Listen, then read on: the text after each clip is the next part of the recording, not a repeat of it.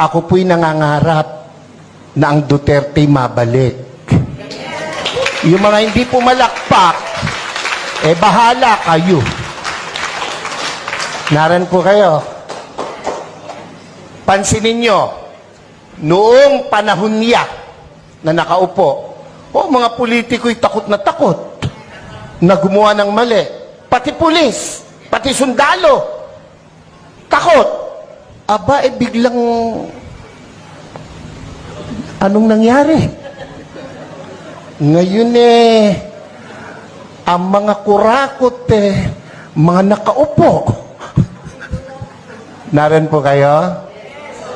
Ako, tayo may hindi pinanganak kahapon. Alam natin yan. Bakit ang isang obispo ay sumusuporta sa ganito? Aba, hindi masamang mangarap ng pag-unlad ng pagkakaisa sa bansa natin. Kung hindi tayo magsasalita at kikilos, kung hindi tayo magpapakita ng puwersa, ng lakas, sino ang gagawa nito? No, kung palakpak lang, hindi mo magawa, lalo na sa rally, hindi mo kaya.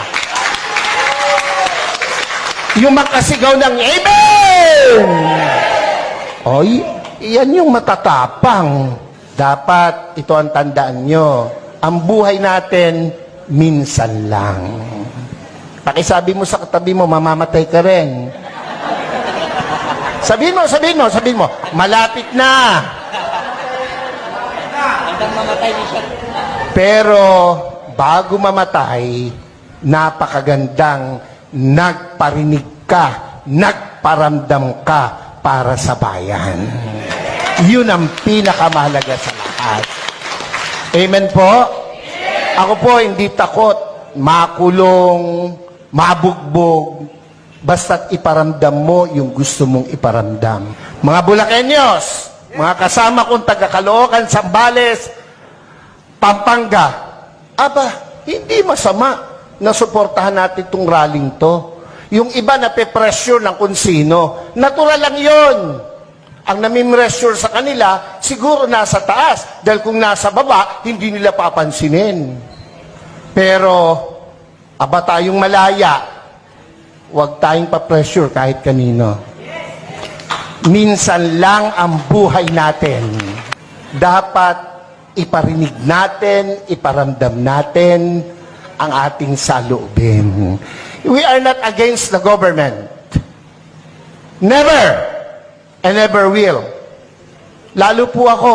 Nakapula nga ako Naran ba kayo? Pero, kailangan nilang makita, kanilang dapat marinig, ang dapat makita at marinig. Gera? Handa ba ang Pilipinas sa gera? Ha? Kurutan man talo tayo sa kurutan. Ilan ang bilyon ang Chino, ilan tayo. Panuntukan, talo tayo. Huwag nilang gawing issue yan. At hindi mangyayaring magkagera. Pilipino pa, subukan nila rito, talo sila. Kung ang laban lang ay chismis, panalo ang Pilipino. Ano? Ewan ko ba sa Pilipinas walang chismosa?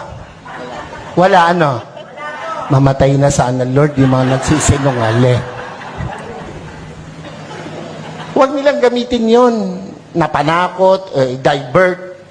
Yung binanggit ni kapatid tungkol sa ayuda, wala akong question dun Ang question ko ron ay, nakakarating ba sa tamang tao yung ayuda?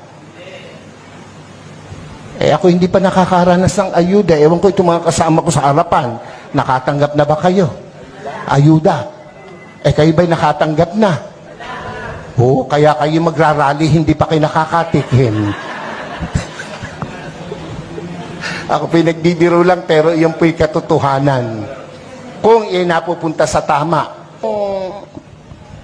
Binibigay natin sa 4-piece. Yang dole, yung mga tupad na nagwawalis at nagdadamo. 1 oras lang ang naipapile 8 hours. So walang problema ang gobyerno, yung nagpapatupad. Naran po kayo. Yung 4-piece, hanapin mo mga nanay, isinasanla yung card. Nangagsusugal. Hindi ako against dyan, pero dapat tama ang binibigyan. Naran po kayo? Oo.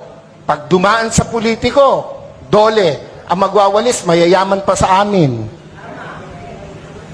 Pero naka-uniform, nasa lilim, nagkikwentuhan. Ang pinagkikwentuhan, ganito lagi. Alam mo ba? Yun mga introduction ng mga chismoso. Alam mo ba? Alam niyo ba? O tango naman. Hindi tayo papayag na hindi natin iparinig, iparamdam, ipakita ang dapat nating ipakita sa bayang Pilipinas na ating minamahal.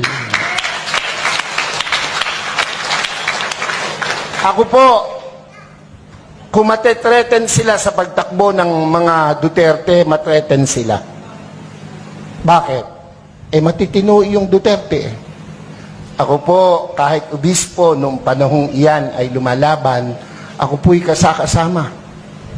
Ako po'y nangitim. Ako'y inalukan na maupo sa kabinet. Hindi ko tinanggap. Ang gusto ko'y makita siyang namamahala. Kung anong ginawa niya sa Davao, gawin niya sa Pilipinas. At ginawa niya sa Pilipinas. Mabalik yun, ako po ay matutuwa.